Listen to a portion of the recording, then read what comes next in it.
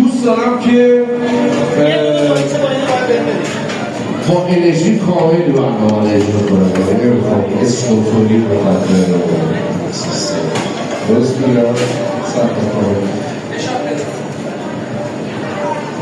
تبریک میگم به جوان عزیزم با استیج بی‌نظیرش که آدم سرش پیش میره اصلا به این فروباری داره پیشم خیلی جوانانه. هر چقدر راضی بودید از بچه‌های 10 دقیقه دست جانانه به افتخارش بخواهش میگم من بزنید. مرسی. خب میز پر انرژی کجاست کامجا که من دید دارم میز پر انرژی کجاست؟ دوست دارم که برنامه رو خیلی اکتیو شروع کنم. نمیخوام حالا زیاد کننش کنیم و مثلا بخوایم